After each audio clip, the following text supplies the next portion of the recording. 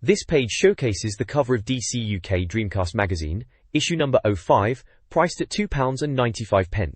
The striking image features a sleek spaceship launching into space, symbolizing Sega's ambition heading into the new millennium. The cover highlights that 36 games are reviewed, including first looks at Fighting Force 2, Worldwide Soccer 2000, and fan favorites like Worms Armageddon and Evolution. There's also a feature looking back at top titles from '99, apparently involving beer and hats, which sounds like a proper laugh. Big exclusives promised include a look at 40 future Dreamcast games, with tantalizing mentions of Shenmue, Resident Evil Code, Veronica, Eternal Arcadia, and Metropolis Street Racer. Plus, Millennium Men gather 8 industry figures to chew the fat about Dreamcast's future.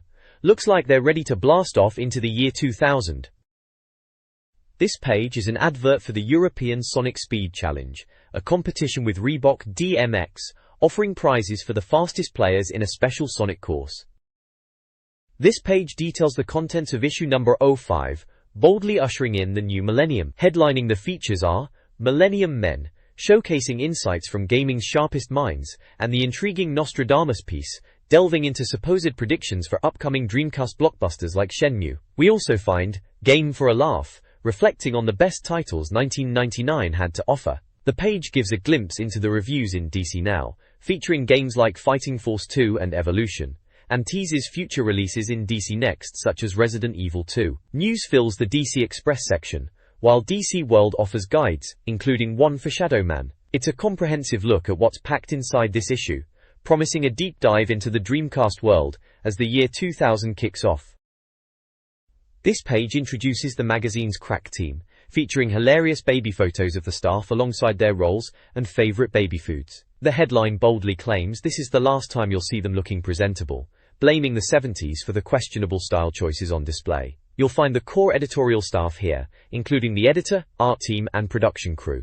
It's a charmingly personal look at the people behind the magazine. On the right, there's a large advert for the rather dark action-adventure title, Shadow Man, highlighting its release on Dreamcast, Nintendo 64, PC, and PlayStation just before the end of 1999.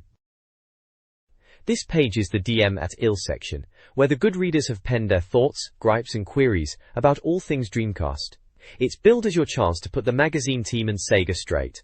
Letters cover a range of topics, from finding pictures on Dreamcast discs, to problems connecting to the internet, and delays to games like Wafer Striker and House of the Dead 2. There's a bit of a rumble about wrestling games, with Tukon Retsuden 4 getting a mention alongside WWF. The Mail of the Month winner bags a sweet bundle including Soul Calibur, Revolt, Fighting Force 2, and Worms Armageddon. Dominating the page is a rather striking image of a character from Soul Calibur, a game that clearly caused a stir and prompted some frantic dashes to the shops upon release. You'll find the contact details for writing in at the bottom right. This page jumps straight into the D Now section, kicking off with a look at the magazine's scoring system in What's the Score, explaining their commitment to honest reviews and their 110 scoring scale where 5 is average and 10 means it's ruddy good. The main event here is the first UK review of Fighting Force 2. Core Design's sequel attempts to put a fresh spin on the scrolling beat-em-up genre, harking back to classics like Double Dragon and Streets of Rage. However, this time, they're trying to crossbreed it with elements akin to the Tomb Raider series. The page is filled with dynamic screenshots showing various combat situations, featuring the main character duking it out with different foes in detailed urban and industrial environments. There's an info box giving the lowdown on publisher Eidos, developer core, price and release details, plus quick points on who it's for and against, mentioning things like awkward movement. Oh dear, sounds like a proper struggle then. This page continues the review of Fighting Force 2. The article delves into the gameplay, explaining how using fists and feet builds up the rage meter for powerful bone-snapping attacks. It notes the game attempts to incorporate platforming and simple puzzles alongside the combat, setting it apart from traditional beat-em-ups. Playing as Hawk, a survivor from the first game, you're tasked with dismantling the evil Nakamichi Corporation through violence, which isn't surprising given his physique. The review highlights the game's difficulty, particularly from armed guards and frustrating bosses like the Tank Factory Guardian, which sounds like a proper pain. Ultimately, despite being linear and tricky, the reviewer finds a fondness for the game's satisfying violence, although a second opinion suggests it could have done with more puzzles. This page concludes the review for Fighting Force 2, showing more screenshots of the action. The reviewer notes how interactive the environments are, allowing you to smash up cupboards or even vehicles, and offers tips like breaking open crates for weapons and using the laser sight. Ultimately, the game is described as shallow but fun, not groundbreaking like Shadow Man but more interesting than Soul Fighter, earning a DC UK score of 7. On the right side, there's a big ol' advert for NFL Blitz 2000, promising the Super Bowl champion of American football games, with no refs, no rules and no mercy, featuring awesome weather effects and easy-to-learn controls. This page kicks off the review for Worldwide Soccer 2000, Sega's latest shot at the beautiful game on Dreamcast, following up on UEFA Striker. Developed by Silicon Dreams, the game brings plenty of modes, including World Cup and Champions League, though the licensing is a bit hit and miss, with some players having proper names while others are stuck with comedy monikers like Rivaldo. Visually, the stadiums are cracking but the players look a bit rough and move like they're on ice. Despite the graphical quirks, the gameplay focuses on building up play rather than just mindless attacking, offering a realistic feel. You get decent player control with various moves which the reviewer seems to appreciate. However, it sounds like the overall pace and tackling could be better, making the game feel a tad disjointed. The screenshots show off different camera angles, including a classic top-down view, and action from various matches like Man United vs Arsenal, and Brazil vs Argentina. This page continues the review of Worldwide Soccer 2000, highlighting the variety of stadiums on offer, including some less obvious ones like Coventry City's Highfield Road. Charming, eh? The reviewer praises the analog control system, calling it the crowning glory, which lets you add bend and dip to your shots, something even Roberto Carlos would admire. However, the pace is criticized as disappointingly slow, making tackling a bit of a disrupted affair. Despite feeling a bit labored compared to the faster FIFA titles, it's still seen as an enjoyable game with potential for improvement, though ultimately not quite the champion of Dreamcast football, which still belongs to Infogrames. Screenshots show the Nou Camp Stadium and various replay angles. There are small adverts for features on players and peripherals. The large section is an advert for Gameplay.com, offering games online, by phone, or interactive TV, promising tips, cheats, and savings. This page kicks off a review of Evolution, the first RPG to land on the Dreamcast in Europe. The main image shows a combat scene featuring characters Chain, Mag, and Linear, alongside their HP and MP bars, looking rather spiffy visually. The review immediately sets the tone, calling it a bog-standard Japanese role-playing game, noting that if you've played one before, you pretty much know what to expect. Despite the reviewer finding the graphics utterly gorgeous, particularly the character models and environments, the gameplay itself comes under fire. Criticisms include dull battles, a weak story, and ludicrous missions. The main point of interest highlighted is that the mazes are generated randomly, which is a neat touch, but it seems even that isn't enough to save it from being called painfully average. It's ultimately seen as something to pass the time, but not quite the epic adventure DC owners were hoping for. The screenshots show various scenes from the game, including shop interactions, town exploration, and character dialogue.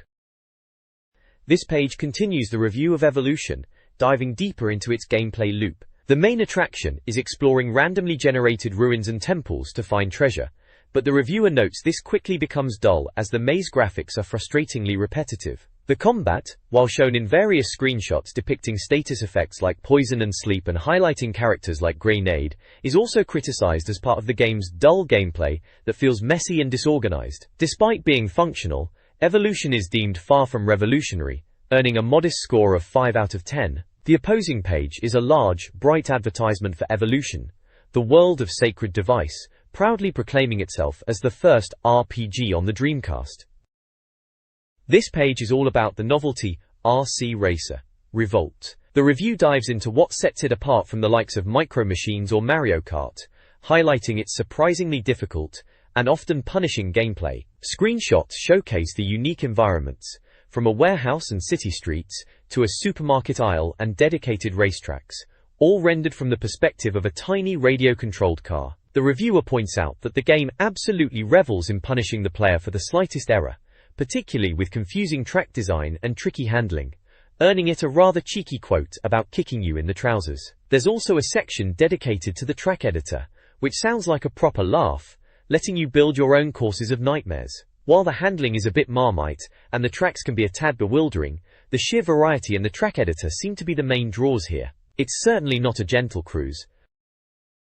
This page continues the deep dive into Revolt, the tricky RC car racer, expanding on the variety of vehicles you can unlock, from electric starter cars to the more powerful, and perhaps unruly, petrol versions. The reviewer admits the game can be a punishing sod at times, particularly with its complex track layouts and hidden objectives like finding all the stars or mastering stunts, but the rewards of unlocking 28 unique cars make it worth the effort. The core message is that Revolt is a well-crafted, realistic racer that stands proudly on its own, rather than simply aping its contemporaries like Micro Machines or Mario Kart. Scores a respectable 7 out of 10. Over on the right, there's a big splash for NBA Showtime, NBA on NBC. This advert promotes the over-the-top arcade basketball action featuring Shaq, with over 120 players and 30 courts, available now for Dreamcast and coming soon to PlayStation. This page dives into the chaotic world of Worms Armageddon. The review highlights how this latest installment keeps the classic 2D turn-based strategy action intact, despite the industry's push towards 3D. It's still the same silly, destructive fun as ever, where players control a platoon of worms, selecting from a truly vast and often surreal arsenal of over 60 weapons, like the legendary concrete donkey or the holy hand grenade, to blast their opponents off the map. The skill lies in picking the right tool for the job on diverse landscapes. The page also covers the single-player content, including numerous missions and training levels to hone your worm fighting prowess, and mentions the various multiplayer scheme options that mix up the rules. Overall, it's praised for its longevity and strategic depth, even if the 2D visuals weren't to everyone's taste at the time. This page carries on with the Worms Armageddon review. While it might look a bit daft and stuck in 2D compared to the flashier stuff, the review stresses the incredible strategic depth and addictive multiplayer. Forget graphics, this is where real skill with a ninja rope or calculating the perfect grenade lob comes in, as shown in the Chow Tai-Tik screenshots. Single-player missions demand precision and patience, pushing you to master the massive arsenal.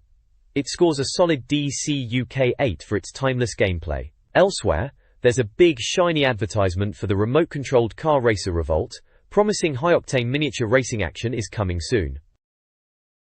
This page dives headfirst into the chaotic world of South Park, with a review of Chef's Love Shack. It's presented as a quiz and party game, where Stan, Cartman, Kyle and Kenny pit their wits against each other, hosted by the one and only chef. The main event seems to be answering multiple-choice questions to earn points, but the real fun is apparently found in the numerous minigames dotted throughout. These range from the slightly disturbing Spank the Monkey to the rather bizarre Asses in Space, an asteroids variant naturally. There's also snow forts, like Pong, bees at the picnic, like Galaxian, a button-mashing eating contest called Eat This, and a bad kitty game reminiscent of a classic Nintendo title. Screenshots show the quiz results screen with character scores, chef hosting, and various minigame visuals like the Wheel of Fortuitousness and the Eat This contest. The review highlights the game's humor and the enjoyable minigames, particularly in 4-player mode, though questions its overall longevity once you've seen all the questions. It scores a D, C UK 6.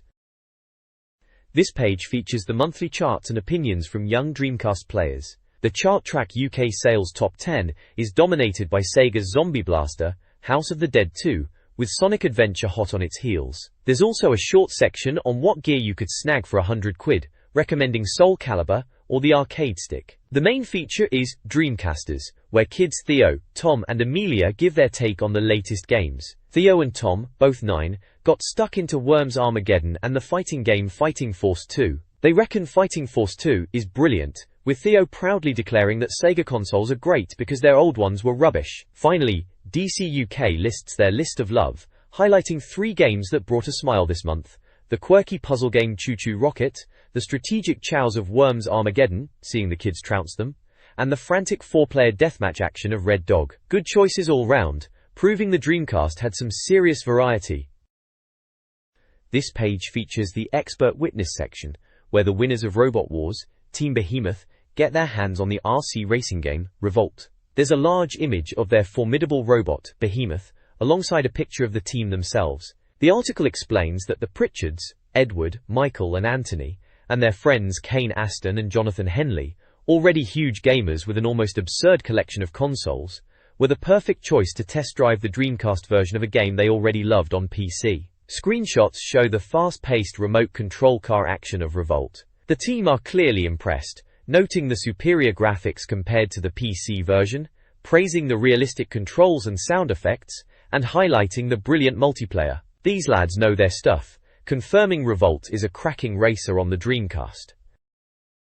This page is a cheeky advert for Jimmy White's 2 Cue Ball on Dreamcast, featuring a man flanked by two ladies by a snooker table, warning that success can damage your liver, relationships and finances. Play at your own risk.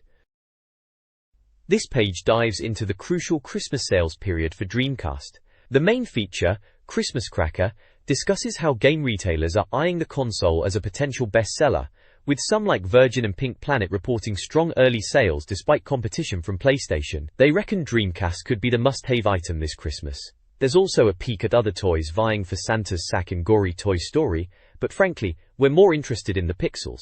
The Jingle Bells section lists upcoming titles and how hyped we should be, using a rather fetching flame rating system. We're talking serious heat for games like Soul Calibur, Crazy Taxi, Grand Theft Auto 2, Half-Life, Jet Set Radio, Shenmue, and the always reliable Sonic in Sonic Adventure. Some huge names are on the horizon, promising a cracking start to the new year for the Dreamcast faithful. This page is packed with whispers and reveals for the Dreamcast faithful. The rumor mill is buzzing, hinting at classics like Spy Hunter, Worms Going Online, and Ridge Racer making an appearance, alongside a rather intriguing title called Super Magnetic New. Sega's also rolling out some colorful fruity control pads, and the serious-looking twin-stick peripheral. We get a detailed preview of Sonic Team's Choo Choo Rocket, an addictive puzzler with online potential, and Sega GT, a Gran Turismo competitor that looks utterly stunning in its replays, though concerns are raised about the number of cars actually racing. Plus, Infogrames Rally 2 is confirmed for a summer release. The page wraps up with quick hits on a brilliant Choo Choo commercial, Dreamcast winning a prestigious award, a delay for Sega bass fishing due to controller issues, and a rumor about Sony already planning PlayStation 3. Rather ambitious, what? This page is a real mixed bag, kicking off with some football chat which we'll politely skip over, shall we? Then there's a preview of Spawn, In the Hand, an arcade shooter coming to Dreamcast. Based on the screenshots, it looks like a third-person affair, putting you in control of the dark anti-hero himself. They reckon it'll be a near-perfect conversion from the Naomi arcade hardware, so the visuals should be spot on, perfect for those who appreciate America's obsession with grim comic book heroes. Further down there's a handy guide on customizing your Dreamcast VMUS. You can apparently slap 128 different images on there, and color the background in 32 shades. Suddenly those dull memory units become attractive little personalized gadgets. Finally, there's a feature celebrating the glorious power-up in video games. It highlights how these simple pickups brought life to early games and remained essential, providing bigger weapons, new possibilities, and challenging players. They mention classics like Space Invaders, Pac-Man, Mario Kart, Ghosts and Goblins, Sonic the Hedgehog, and more, arguing that power-ups are a fundamental part of what makes video games fun, adding a touch of fantasy to the reality. Quite right too, imagine Mario without a mushroom. Wouldn't be the same, would it? This page is a cracking way to get your Dreamcast news fix, laid out as a rather clever weather map of the world, linking key locations to different news stories. It summarizes the goings-on in the Dreamcast universe, with headlines categorized by icons, from news flash to crap. Top news sees Shenmue arriving in Japan ahead of schedule on December 29th. Excellent news for fans, though us Westerners still have to wait. In America, the Dreamcast has shifted a cool 1 million units since September 9th, putting other tech like the PlayStation and iMac to shame in the sales race. Apparently it even outsold a popular cuddly toy quicker, which is just brilliant. Here in the UK, this very magazine, DC UK, has been nominated for an award, which is rather spiffing. Down the side, the hot and not thermometer gives a quick rundown. Soul Calibur is out and hitting the charts, Namco is promising more games, and Choo Choo Rocket is deemed hilarious, if SOFA wrecking. Elsewhere, Sega Swirl is heading our way, San Francisco Rush 2049 is getting a Dreamcast port, and Infogrames buying GT Interactive might bring some familiar faces like Driver and Unreal to the console. Overall, it's a neat way to digest all the latest Dreamcast happenings from around the globe. This page kicks off with a Trump selection of clubs from Worldwide Soccer 2000, complete with discussion about office bias, leading to the exclusion of Leeds United, despite being in the game apparently to silence a mouthy Yorkshireman, and mentioning Manchester City's unfortunate absence. The main feature presents these clubs as collectible cards, each showing a screenshot, background info, and vital stats for teams like Manchester United, Celtic, Rangers, Barcelona, Real Madrid, and a host of other top European sides from Lazio to Arsenal. Over on the right, there's a rather bold statement under the headline, "Absolutely Fact," declaring that game publishers simply don't care about gamers and are only interested in getting their hands on your hard-earned cash. The article laments the high cost of modern games, £40, £60, criticizing rushed and buggy releases, mentioning Cruisin' Racer 2 specifically, though seems like a typo for Cruisin' World or a similar game, and contrasting the price of the Dreamcast, £240 console plus games, with the cheaper PlayStation. It also takes a jab at Nintendo's N64 marketing and pricing strategy. It's a refreshingly blunt take on the economics of gaming at the time, arguing that many titles just don't offer enough enjoyment for the price tag. This page features a D-Faces interview with Adrian Smith, the operations director at Core Design. The main topic revolves around the potential appearance of Tomb Raider on the Dreamcast. There's a profile box giving details on Adrian Smith himself, mentioning his history with Core and Sega, and highlighting the development of games like Rick Dangerous, Chuck Rock, Fighting Force 2, and the rise of Lara Croft and Tomb Raider as Core's crowning achievement. In the interview, Adrian discusses the positive industry perception of the Dreamcast, noting Sega has done everything it said it would do, and highlighting successful games like Soul Calibur. Regarding Tomb Raider, he explains the move from Saturn to PlayStation was because the game wasn't suited to the Saturn's capabilities at the time. He confirms that the exclusivity deal with Sony runs out at Christmas, opening up possibilities for the future of the series, including potential appearances on next-gen consoles and the Dreamcast, though he states nothing is decided yet. He also touches on Core's strong, long-term relationship with Sega.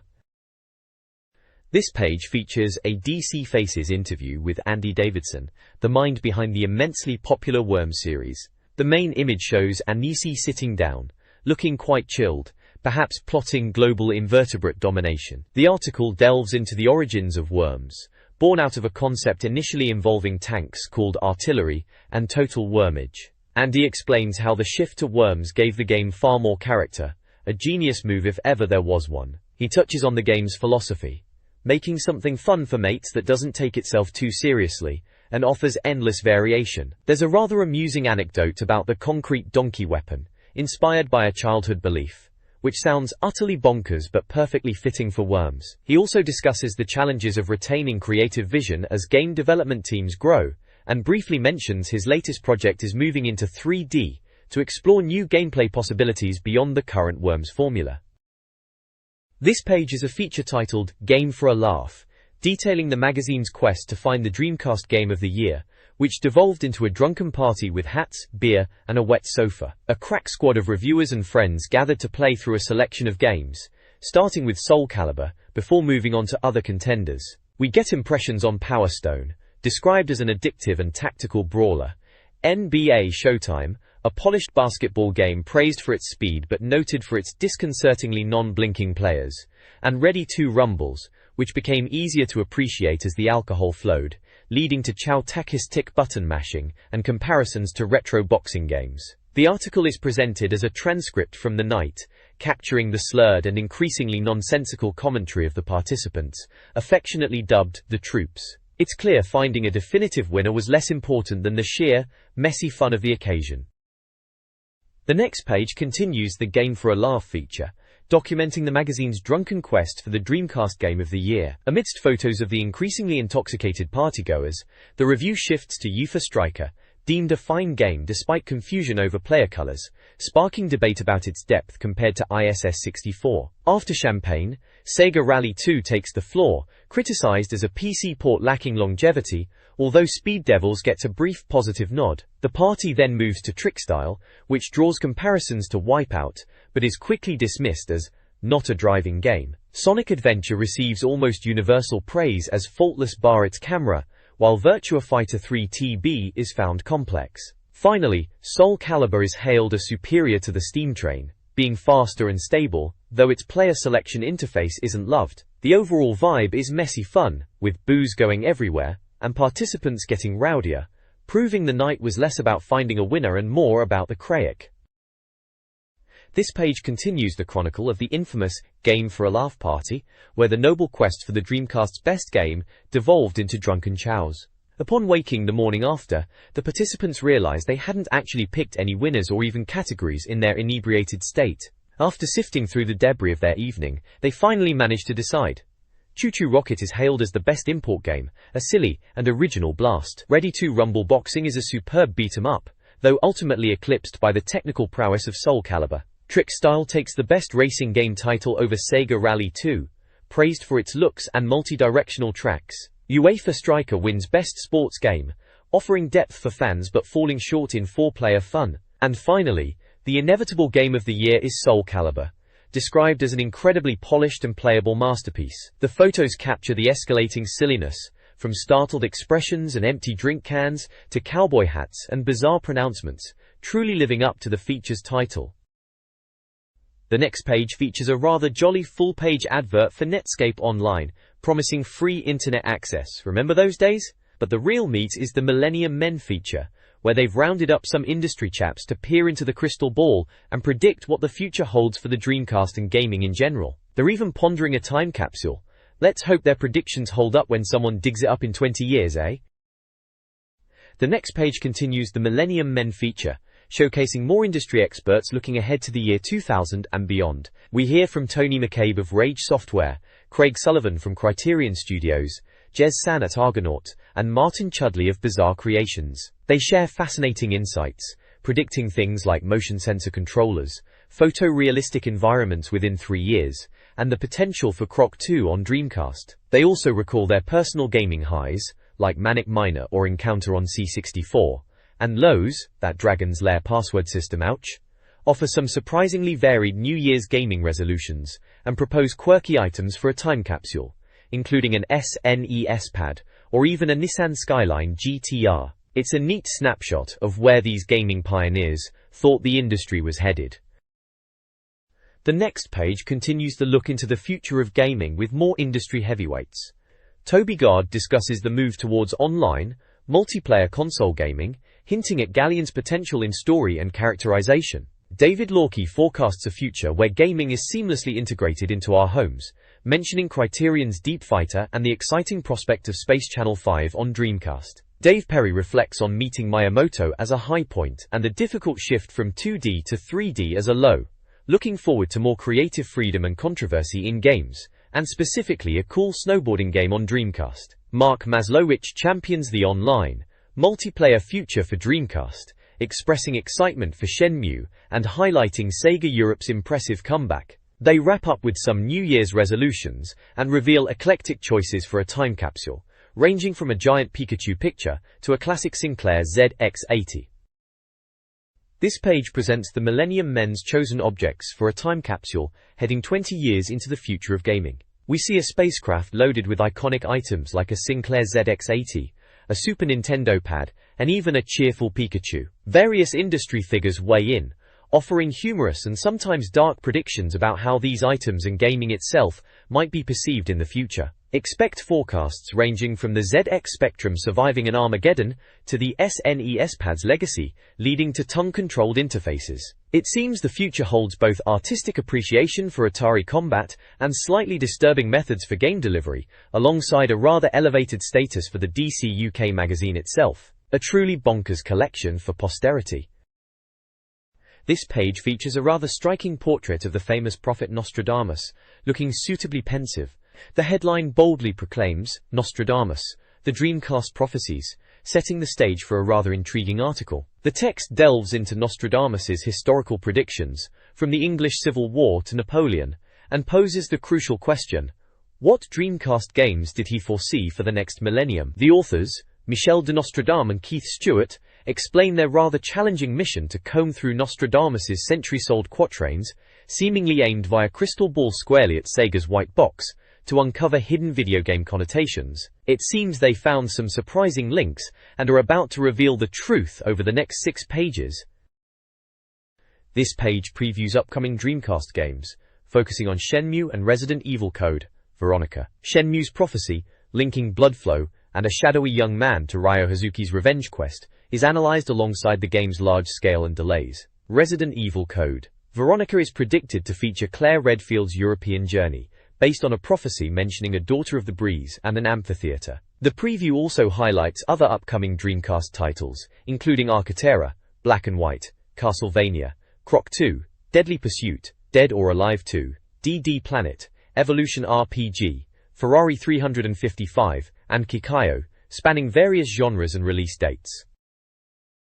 This page looks at upcoming Dreamcast games through the lens of Nostradamus' prophecies, offering some slightly questionable interpretations. First up is D2, featuring heroine Laura in snowy locales battling hideous monsters after a plane crash. Apparently, her late return was foretold, but the game has taken its sweet time getting here. Then there's Half-Life, the acclaimed PC shooter, whose prophecy about an abandoned great city aligns rather well with its tale of aliens and military disaster. Hopefully, the Dreamcast port will get a visual upgrade. Alone in the Dark 4 revisits the spooky mansion formula, tapping into a prophecy about bones and dreams, promising classic survival horror scares. And finally, Eternal Arcadia, a grand RPG set among flying islands, seems to fit the bill for a prophecy about battles in the sky and talking creatures. Sounds like a proper adventure. The bottom of the page teases even more upcoming titles, covering everything from furry platformers and GTA, to strategy games and racers. This page continues the Dreamcast prophecy theme, starting with Echo the Dolphin, Prophecy. Its beautiful underwater environments, and the return of the dolphin protagonist, are seen as fitting a prophecy about a great fish. Next is Crazy Taxi, the bonkers arcade driver, which is linked to a prophecy about confusion and little spare time. Sounds about right for trying to pick up fares. Then there's Galleon, a third-person action-adventure, where you play as Captain Rama Sabria, exploring mysterious ruins, seemingly matching a prophecy about a strange ship and pillage. Finally, Metropolis Street Racer is featured, its urban settings, like London and Tokyo being islands sort of, and the sound of revving engines apparently aligning with a prophecy about noise within aisles. The bottom of the page rounds things off with quick peeks at several other upcoming games, like the fighting crossover SNK vs Cap.com, the unique rhythm game Space Channel 5, and the arcade tennis favorite Virtua Tennis. The next page kicks off with a bold declaration: free. It explains you can subscribe to DC UK and get 2.5 issues absolutely gratis, meaning you only pay for 9.5 issues. Bargain! It lists the subscription rates for 12 issues. £28 in the UK, saving 20%, £48 for Europe, including EA, and North America, and £68 for the rest of the world via airmail. You can subscribe by calling the hotline on 01458271141 or visiting their website at www.dcuk.co.uk. Below that, it showcases back issues with covers from September, October, November and December 1999. Issue 01 featured King Console with previews like Soul Calibur and Toy Commander. Issue 02 highlighted Power Stone and previews including MDK2 and Resident Evil Code, Veronica. Issue 03 focused on Pure Soul, Soul Calibur reviewed, with previews like Fighting Force 2 and Virtua Fighter 3 TB. And Issue 04 showed Dark Star, Shadow Man exclusive, with previews of Crazy Taxi and Air Force Delta. Finally, there's a form to subscribe, detailing payment methods like check, credit/debit card, and asking for your personal details and address. This page kicks off with a look at Capcom's classic survival horror, Resident Evil 2, heading to Dreamcast. You're thrown into a zombie-infested raccoon city, trying to survive hordes of the undead. Play as either Claire Redfield searching for her brother, Chris, or rookie cop Leon Kennedy. The game offers separate routes for each character, through the same locations, but with distinct storylines that intertwine. It's pure survival horror gameplay. Running, puzzles, shooting, and a bit of grim discovery about the Umbrella Corporation's activities. Originally a PlayStation hit, this Dreamcast version is based on the slightly sharper PC port. Definitely one to grab if you fancy getting stuck into a classic. The fine points suggest it's published by Virgin Interplay, developed by Capcom, originated in Japan, promises to eat my flesh, and is due in January. We also get a first look at Plasma Sword, Capcom's fighting game. While Soul Calibur might be the current top dog, Capcom's not backing down. Unlike the arena-based Power Stone, Plasma Sword is a more traditional one-on-one fighter, with big weapons and flashy special moves, stemming from arcade roots. It's described as a welcome, all-action addition to the Dreamcast's fighting lineup, offering a tasty alternative if you're looking for a scrap. Fine points list Virgin Interplay as publisher, Capcom as developer, Japan as origin, Blood, Blade, and an Eater of February. The next page looks at upcoming titles.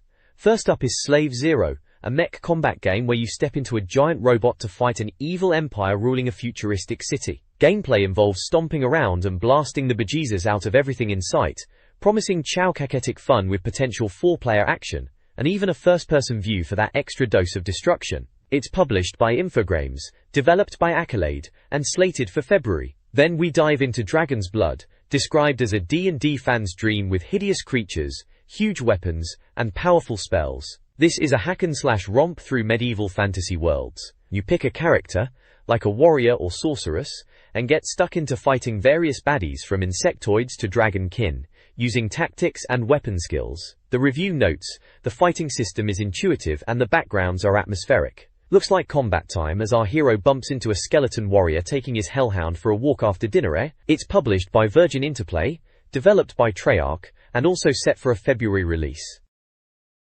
This page looks at a couple more upcoming Dreamcast treats. First up is Red Dog from Argonaut, a 4-player tank combat game hoping to capture that GoldenEye multiplayer magic. You pile into various tanks and blast away across different stages and modes, like Deathmatch and Bomb Tag. The reviewer reckons it handles a bit like a mix of GoldenEye and Super Mario Kart, which sounds like a recipe for some chow-tantic fun. Next is Armada, a space shooter with quite a bit of RPG baked in. You're fighting off an alien menace, upgrading your ship, and taking on missions while interacting with characters and choosing a human tribe to command. Despite the deep elements, the actual shooting is compared to the classic Asteroids, which might raise a few eyebrows, but the promise of building up your ultimate spaceship sounds intriguing. This page looks at a couple more upcoming Dreamcast titles. First up is Virtua Striker 2 V.2.000.1, the football sim arriving on Dreamcast sooner than expected, sparking much excitement. The reviewer is utterly thrilled, calling it potentially the best football game ever on console, praising its arcade-perfect conversion, stunning graphics, fluid animation, and spot-on gameplay. It features various modes including World Cup style, and the 2-player mode really makes it sing. There's a cheeky quote suggesting the title is a bit daft, but the game itself is top-notch. Next we have Zombie Revenge, a beat-em-up spin-off from the House of the Dead 2, aiming to revive the genre. Set in Woodside City, you wade into hordes of the undead in third-person combat, using punches, kicks, and a frankly ridiculous arsenal of weapons like flamethrowers and power drills. With 3 playable characters, multiple routes through levels, and secrets to find, it promises relentlessly action-packed fun. It was a hit in the arcades, so expectations are high for the Dreamcast conversion early next year. Both games include the standard fine points breakdown of publisher, developer, and release window. This page delves into a couple more hotly anticipated titles heading to the Dreamcast. First we look at Rayman 2, The Great Escape, which sees Rayman making the jump to a full 3D platforming adventure. It's described as a huge graphical leap with a free-roaming structure, sending our armless hero off to rescue friends from a pirate invasion. Good to see his helicopterers are still firmly attached for the sequel. Then we plunge beneath the waves with Deep Fighter, a unique title that mixes underwater combat with exploration and puzzle solving. Piloting various subs, you'll tackle around 50 diverse missions, from dogfighting against enemy craft to resource management and retrieval. It sounds like Criterion are aiming for more than just a simple shooter, offering plenty of depth, pun absolutely intended, when it surfaces. Both Rayman 2 and Deep Fighter are expected in March. This Dreamcast preview highlights 3 upcoming titles: Tee-Off Golf, a cartoony golf game similar to Everybody's Golf with unique character stats, and modes like Space Age Croquet, Stunt GP, and RC Car Racer emphasizing stunts and rewards over realism, features diverse vehicles and tracks with special effects. Finally, Roadsters, a stunt-based convertible racer from Player One, aims to improve on previous versions with a polished 4-player mode and powerful visuals to compete with Speed Devils. The next page features a promotional splash for Tap3 magazine, the UK's self-proclaimed best technology magazine, highlighting its online presence. However, the main event here is the DC World section, your go-to guide for everything Dreamcast. This page provides a tantalizing glimpse into what's coming up in the magazine, with a detailed "in this section" list. We've got a roundup of all the reviews from previous issues, handy hints for navigating the decidedly spooky world of Shadow Man, complete with a rather grim screenshot, and guides for games like Trickstyle, Toy Commander, and Speed Devils, which we were only previewing last page. How time flies. You'll also find features on the latest arcade gaming, like the rather exciting-looking Brave Firefighters machine shown here, a dive into NTSC, and a look forward to Choo Choo Rocket, plus previews for next month including Virtua Striker 2000. All rather exciting stuff, keeping us busy until the next issue drops. This page is a full-page advert for Gameplay.com, highlighting their extensive range of UK Dreamcast games and accessories available via mail order. This page dives into the review listings for Dreamcast, helping you decide where your hard-earned cash should go. It kicks off by looking at the essential peripherals like the joypad, the handy visual memory unit, the chunky arcade stick perfect for beat-em-ups, the wheel for driving games, and the keyboard for all that online malarkey. Then it's straight into the games. We've got Blue Stinger, pulling a measly 3/10, not quite the Tomb Raider rival it hoped to be. Buggy Heat gets a decent 6/10, a fun racer but not quite up there with the greats. Incoming scores 5/10, pretty but repetitive. Expendable blasts its way to a 6/10, good old-fashioned shooting action. Jimmy White's 2, cue ball pockets are 5/10, held back by loading. F1 World Grand Prix gets a respectable 7/10 for serious racing fans, while Monaco GP scores 6/10 as a solid, if slightly soulless, alternative. Marvel vs. Capcom hits a disappointing 5/10 despite the hype, deemed a bit dated. House of the Dead 2 nails an 8/10, brilliant arcade shooting fun. Hydro Thunder races to a 7/10, imaginative and fast-paced. Mortal Kombat Gold gets a 5/10, gory but ultimately the same old story. Finally, NBA Showtime scores 6/10, great for 4-player fun despite a lack of solo depth. This Dreamcast game review page details optimal connection methods, RF, composite, S-video, SCART, for the best picture and sound, emphasizing the benefit of 60 Hz for UK PAL games. Reviews include NFL Blitz, 8/10, Power Stone, 9/10, Ready to Rumble, 8/10, Sega Bass Fishing, 7/10, Snow Surfers, 3/10, Sonic Adventure, 9/10, Soul Calibur, 10 out of 10, Soul Fighter, 4/10, Sega Rally 2, 7/10, Shadow Man, 9/10, Speed Devils, 7/10, and Street Fighter Alpha 3, 8/10. A reader review compares Power Stone and Virtua Fighter 3.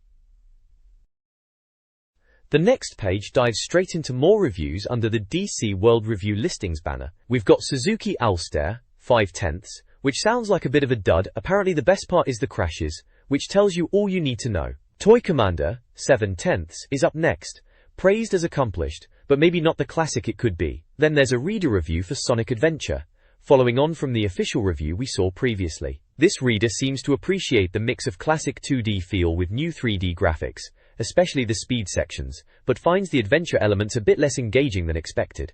On to Trickstyle, 9/10, which gets a glowing review for its stylish racing and impressive physics. UEFA Striker, 8/10, also fares well, described as a strong football game. Virtua Fighter 3 TB, 7/10, is called an essential purchase for fighting fans, though perhaps a bit bare bones compared to arcade expectations. WWF Attitude, 6/10, gets a mixed bag, enjoyable once you grasp the moves, but let down by animation and collision detection. There's also a prompt for readers to send in their own reviews, and a rather large advert offering game sales.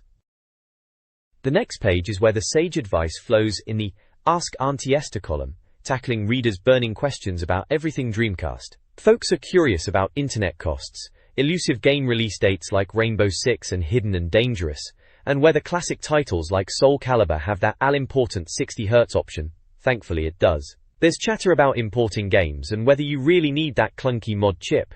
Probably not worth the hassle apparently. Auntie Esther also weighs in on the bizarre lack of dialogue in Sonic Adventure's ending. Turns out Sonic and Tails are just a bit shy. Plus, there's a breakdown of the Dreamcast's hardcore info, detailing the juicy specs like the Hitachi 4 CPU, Power VR graphics, and memory setup. It's all rather enlightening, isn't it? The next page dives into the murky world of Shadow Man with a player's guide dedicated to hunting down the first 27 Dark Souls. Apparently it's a beast of a game, so this guide is essential to get you through the initial, rather tricky, levels. It walks you through key locations like the Bayou, Deadside, and the Asylum, pointing out where to snag crucial items, like the Book of Prophecy, the Gad Toucher, and pieces of the L'Eclipse dagger. The guide also handily explains what Dark Souls are, essential for opening those coffin gates you see, and what Cadeau health items do. It's just the ticket for anyone struggling to make headway in this famously tough Dreamcast title.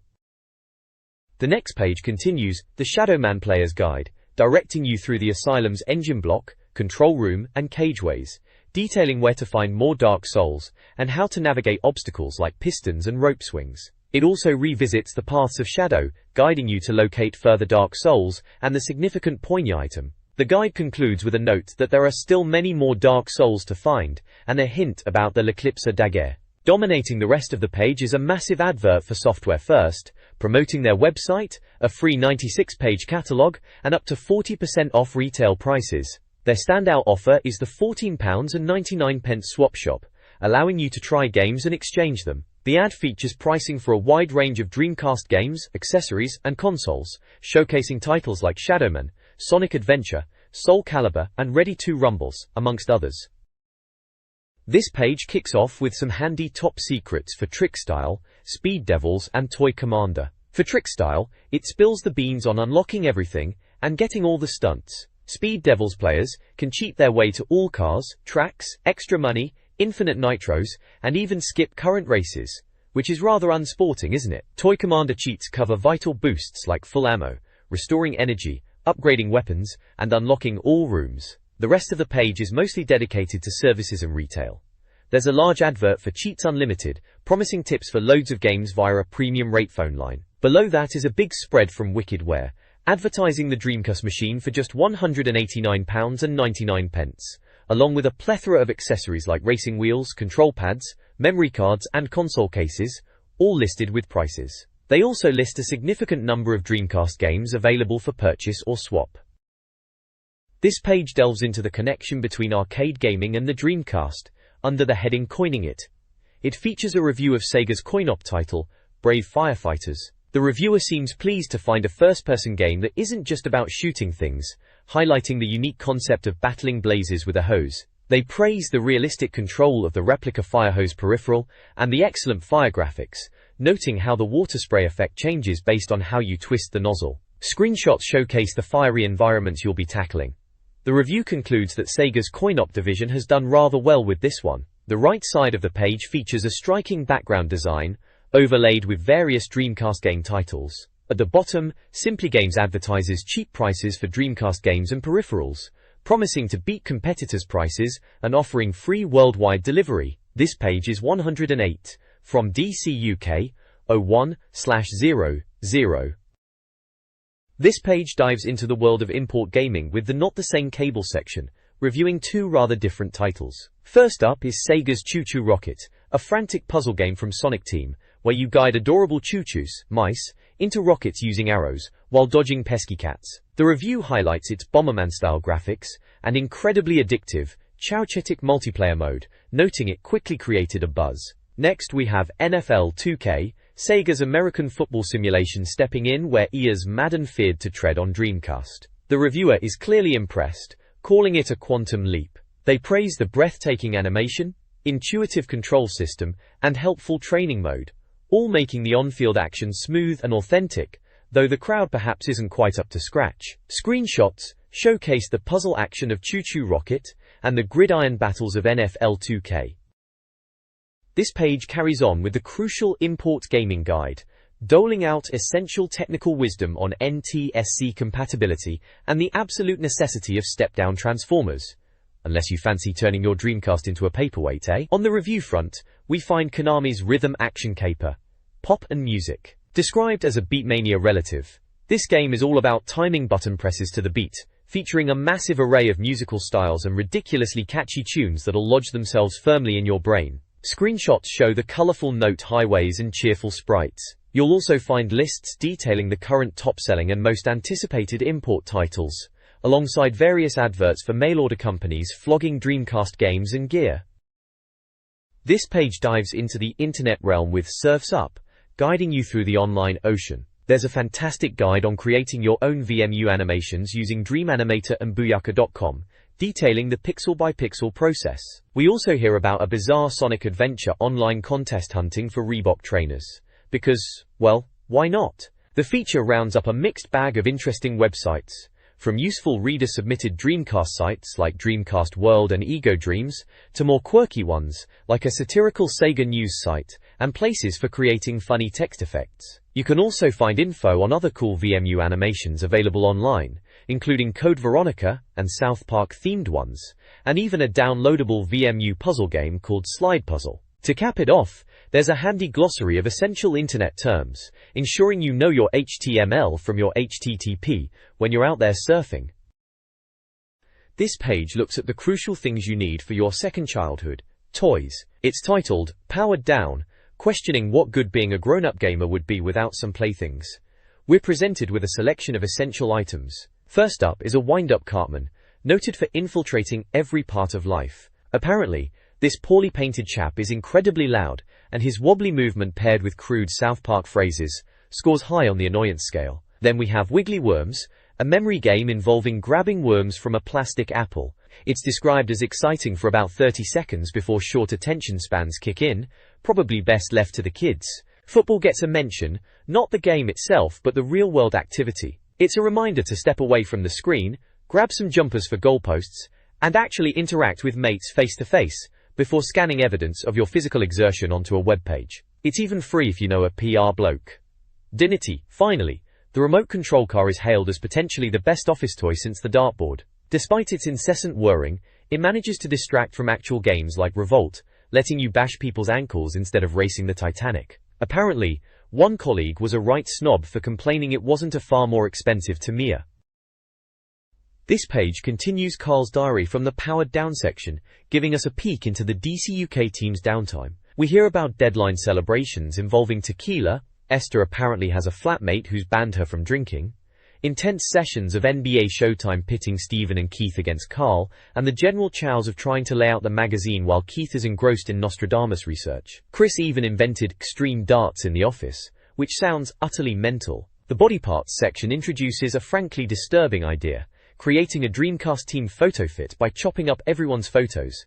This month, it's all about the ears. We see the lugs of various team members, with a special mention for Esther's funky fox ears, while Carl's and Keith's are described as hideously distended. Apparently next issue we're on to foreheads, and one poor soul has a massive one. Stephen Lawson drops in with his completely irrelevant hip-hop column, giving shout-outs to the Glasgow scene, and reviewing a few tracks. He praises the beats on Pharoah Monch's Simon Says, but isn't keen on the lyrics. Cinematic Orchestra's Motion gets a nod for its jazz-funk vibe, and a remix of Tech Nine's 7 Days is described as perfect for cozy winter nights, complete with bubbly and soft sheepskin rugs. Sounds like some right hot wax indeed. This page gives us a peek at what's coming in the next issue, and it looks like they're leading with a couple of absolute bangers: Virtua Striker 2 and Resident Evil 2. Apparently the editorial team found it hilarious that these two completely different games both have a 2 in their title. As any self-respecting gamer knows, Re2 is the one with the undead nasties, naturally. The visuals showcase the next-level football action of Virtua Striker 2, with slick player models and stadium views, alongside the moody, tense interiors of Resident Evil 2, complete with shambling horrors and protagonists looking suitably terrified. Beyond these heavyweight previews, they're promising their finest reviews, a look at the Dreamcast's ventures onto the silver screen, and, rather ominously, probably more choo-choo rocket. All this goodness is slated for release, number 06, boarding Monday, January 24th. Get your pennies ready. This page features a segment called Brain in a Jar, which seems to be a light-hearted feature about having Dreamcast games if you were, well, just a brain in a jar. The main feature is an interview with Steve Starvis, the PR manager for console titles at Eidos. He gives his perspective on the games industry and his role. He talks about his journey from software analyst to PR, and how he got his start promoting games like Olympic soccer. More importantly, he weighs in on some top Dreamcast titles. He praises Power Stone for redefining the fighting genre, and calls it a breath of fresh air. Choo Choo Rocket is currently occupying all his spare time, which, frankly, is understandable. That game is incredibly addictive. He's massively looking forward to Resident Evil Code Veronica, stating its distinctive cinematic look makes it comparable only to Shenmue. Starvis also champions Soul Calibur, declaring it the absolute best fighting game, and recommending you buy a Dreamcast just for it. Finally, he touches on Sega Bass Fishing, noting its unique novelty and the importance of the ROD peripheral. The majority of the right side is a large advertisement for Special Reserve, highlighting membership benefits, various free gifts, and discounted prices on a wide range of consoles, games, and peripherals, including specific Dreamcast hardware and titles. It also lists their retail shop locations and associated websites. This page features the high-octane arcade boat racer Hydro Thunder on the left, highlighting its burn water, action and presence across Nintendo 64, Dreamcast, and PlayStation. The right side indicates this is a preliminary version, primarily focusing on text that explains the project's goal to preserve and archive classic gaming magazines for historical purposes.